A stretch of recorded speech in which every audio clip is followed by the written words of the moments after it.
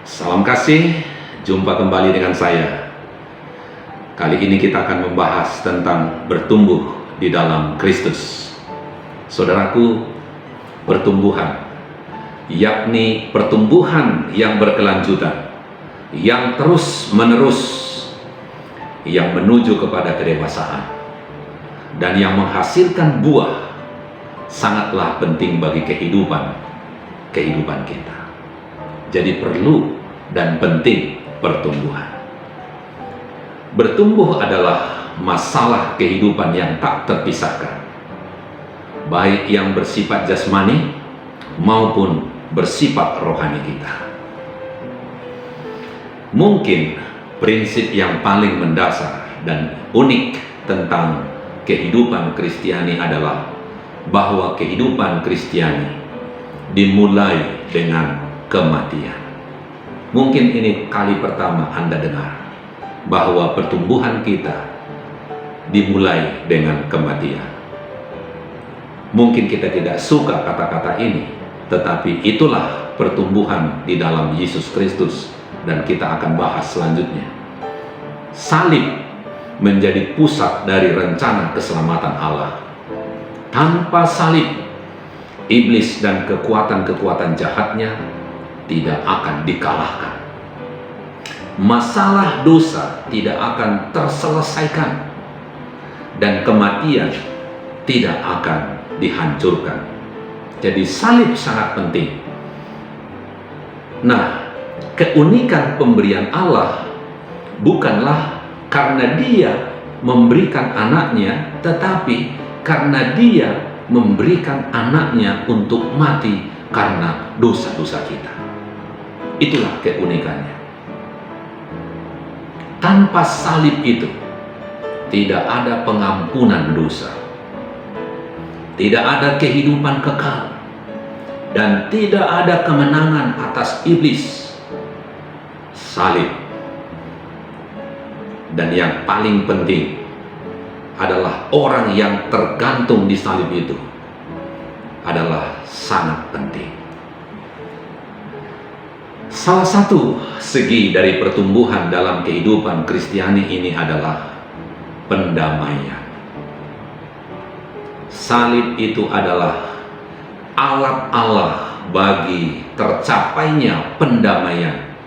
Pendamaian umat Tuhan dengan Allah kita, dengan Dia. Jadi perlu ada pendamaian. Salah satu dari gambar yang indah pada salib itu adalah beragamnya manusia yang berkumpul di sekitar salib itu. Saudara bisa bayangkan pada waktu Yesus disalibkan, semua orang datang di situ. Beragam manusia datang di situ. Tetapi tidak semua mereka adalah pengagum Yesus. Tidak semua mereka adalah orang-orang yang kudus.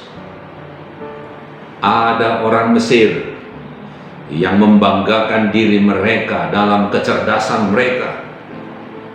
Ada orang Roma yang bermegah dalam peradaban dan budaya. Ada orang Yunani yang unggul dalam pengetahuan. Ada Yahudi dan Farisi yang menganggap diri mereka pilihan. Ada Saduki yang berpikir bahwa mereka murni dalam doktrin. Ada orang budak yang mencari kebebasan.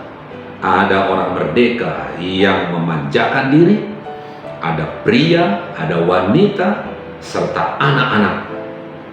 Ada pada waktu Yesus disalibkan.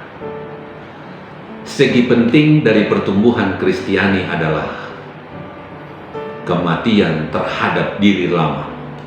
Galatia 2 ayat 19-20 menegaskan hal ini. Perlu ada penyangkalan diri, mati diri. Dosa-dosa itu harus dimatikan. Barulah kita bertumbuh dalam Kristiani. Jadi kehidupan Kristiani tidak dimulai dengan kelahiran. Itu dimulai dengan kematian. 2 Korintus 5 ayat 17. Jadi saudara-saudara, inilah pertumbuhan di dalam kekristenan kita. Bertumbuh di dalam Kristus. harus dimulai dari kematian. Nah, salah satu bentuk kematian, mati dalam dosa, kita dibaptiskan. Jadi baptisan dengan demikian secara lambat membukakan pintu kehidupan baru, serta menawarkan agar kita bertumbuh dalam Kristus. Itulah pertumbuhan, perlu ada baptisan Alkitabiah. Jadi panggilan kepada kehidupan Kristiani adalah satu panggilan kepada salib itu, untuk senantiasa menyangkal diri, meninggalkan semua dosa-dosa kita. Dengan pertolongan Roh Kudus kita akan bertumbuh di dalam Kristus. Bertumbuh dalam Kristus adalah menghidupkan kehidupan baru. Kehidupan baru yang lama telah dikuburkan, yang baru muncul dalam kehidupan kita. Nah, salah satu dari kesalahpahaman terbesar tentang kehidupan Kristiani adalah bahwa keselamatan adalah suatu pemberian cuma-cuma kasih karunia Allah, dan itulah akhir ceritanya. Tidaklah demikian. Konsep itu keliru. Yang benar adalah akan ada tanda-tanda pertumbuhan dalam Kristus dalam diri kita. Apa tanda-tandanya?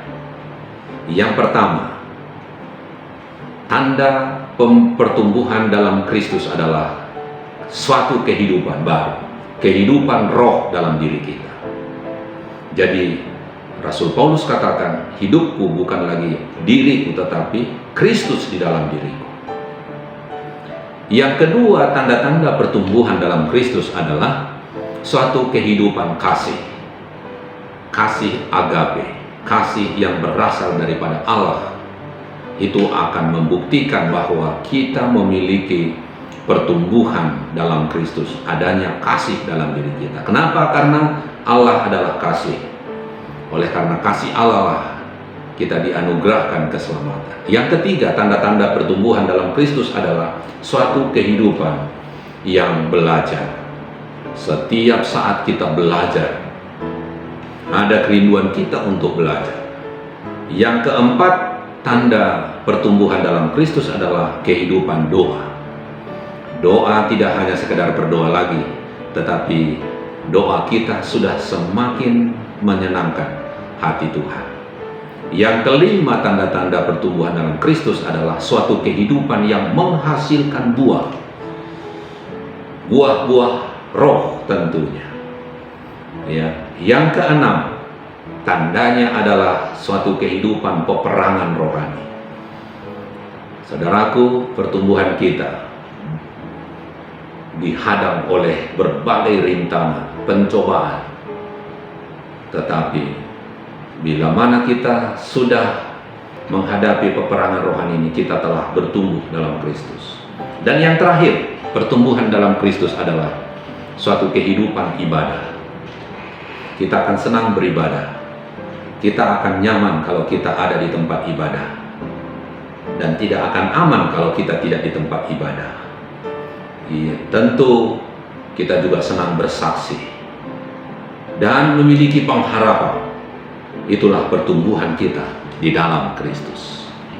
Semakin kita bertumbuh dalam ibadah, semakin kita bertumbuh dalam penyelidikan akan firman Allah serta persekutuan dengan Tuhan, maka kita semakin terdorong untuk melayani dan bersaksi. Pertumbuhan Kristiani menuntut pertumbuhan dalam pelayanan kita. Orang yang bertumbuh di dalam Kristus senang melayani. Oleh sebab itu, bertumbuh dalam Kristus berarti suatu pertumbuhan dalam penantian, dalam pengharapan akan peperangan dan penggenapan akhir dari pengalaman penebusan di dalam kerajaan yang akan datang. Itulah pertumbuhan kita. Semoga kita bertumbuh di dalam Kristus. Tuhan memberkati kita.